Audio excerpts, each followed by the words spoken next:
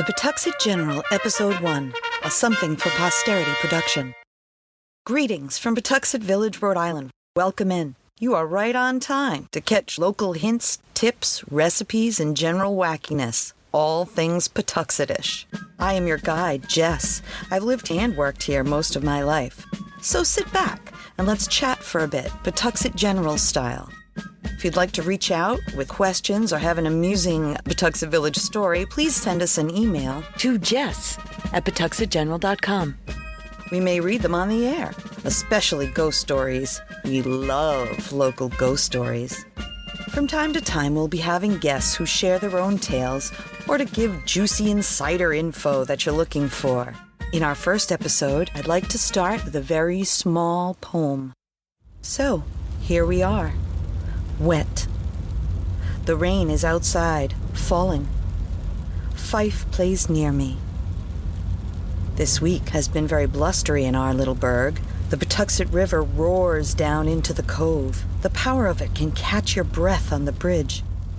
I'd like to share a recipe with you, one of my most popular vegan soups. I know, right? A meat eater like me starting out with a vegan soup? Check out how this came about. This is a soup I call Roots and Shoots. Years ago, while working as a chef at Little Falls Bakery and Cafe, owned by the St. Germain Donnelly family, I was pressed to come up with bi-daily soups, one meat and one vegetable. One weekend, I was brainstorming over new ideas while watching PBS cook shows on a Sunday morning. I was watching the new Scandinavian cooking, was intrigued by their use of dill and fennel in a soup.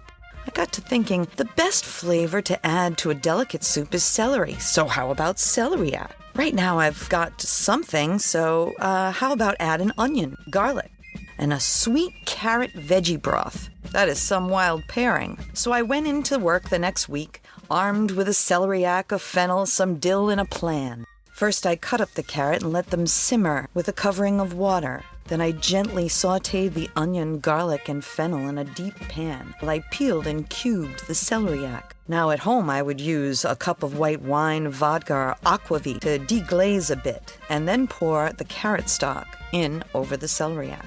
Simmer until the celeriac is tender and then add an entire bunch of dill chopped finely. Turn off your pot and serve with fennel fronds on top to decorate. This is so flavorful, so bright, that it can be served as a vehicle for poaching fish, quahogs, or as a bright little starter.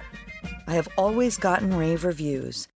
This week's special drink is a Rhode Island martini. It's a vodka martini, made with rhodinium vodka. I keep a mixer with ice in the freezer so that chilling the vodka is quick. Then break open one whole pepperoncini and let the juice and seeds fall into the vodka-filled mixer. Put an opened pepperoncini onto chilled glass, swish gently, careful not to bruise the booze, and pour into the glass. And this, of course, is to be served with pizza strips, fried calamari, or quahogs on the half shell. Heya, I'd like to talk to you today about my friends over at Electromagnetic Pinball Museum and Restoration. Now, these guys have been around Pawtuxet Village for a long time. And now they've moved to Pawtucket and have expanded, and it's just the most incredible thing you would ever see. So what they are a pinball museum. So they've got machines from 1958 right up until the current 2021 machines. I mean, I went there and they actually had a skee ball. I mean, like 5 skee ball machines. It's incredible. Every pinball machine that you can think of, they've got it, including Star Trek machines, the Addams Family machine, and we will be going there at some point soon, and so we can talk all about it. But I wanted you to know exactly what they have going on. Open from 10 a.m. to 9 p.m., 7 days a week. And $10 can have you play all day, all machines. They've got over 70 machines, okay? Not to mention a huge collectible gift shop. Table games, action figures, holiday gift ideas, everything that you'd want for your game-playing family member. They are expanding into restoration, so if you have pinball games and you'd like to have them restored, you should give them a call and they can really help you out. You can find directions online. They're on Main Street in Pawtucket. Try it. You won't be sorry. So, to start the ghost stories section off with a bang, I thought I would start with one of my own. As most of you know, I grew up in this neighborhood and in a house that was quite haunted at the time. The 80s were an exciting time in Pawtuxet Village, and my street was no different. Large Victorians all looming on the side of the road like teeth ready to clamp on you as you drove. It was a fast road. Its width gave the illusion of safety, but that couldn't have been further from the truth. Many, many times I would hear the screech and smash of tires and glass outside our house. It got so I would just wince and wait for it. I suppose the crossroads encouraged danger, or lost souls, perhaps. My family moved into this house when I started kindergarten. We were all excited to move into a big house from an apartment. My sister and I would share a bedroom on the second floor off the kitchen. We were thrilled. So much space, and our parents got it cheap. We brought running and singing and loud music back into the place. At that time, our parents rented out the first floor and had a few close family friends living on the third floor.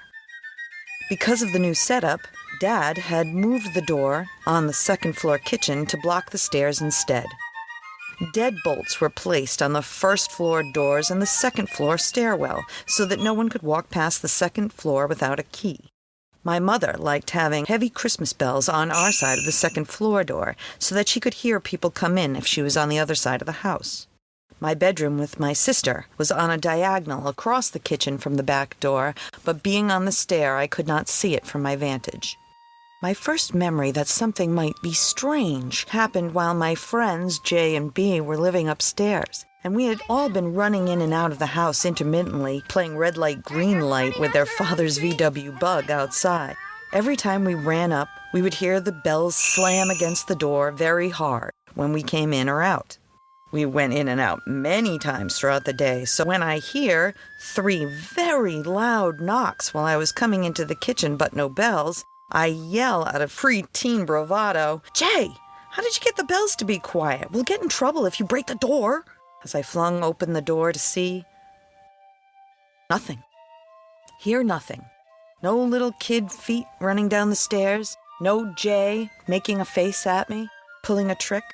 Most of all, I just wanted my reality back, so I pushed it out of my mind. Until later that night, J and B were off with their parents. My parents were reading after dinner in their room, with the door open to the living room where my sister and I were laying on our stomachs, watching TV, sharing popcorn. When all of a sudden we hear 3 loud knocks.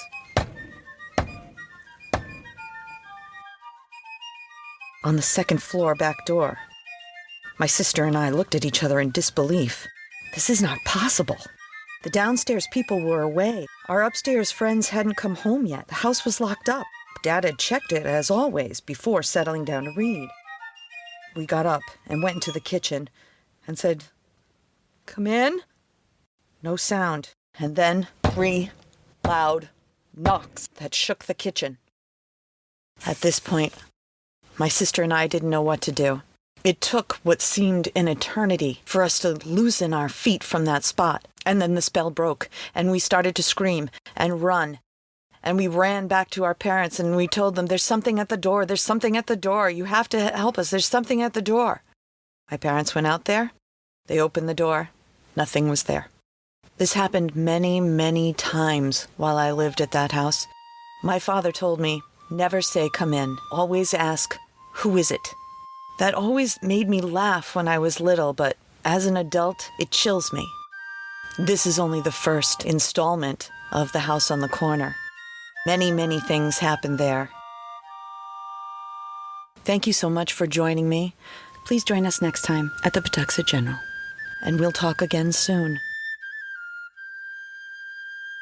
Pre-recorded in Pawtuxet.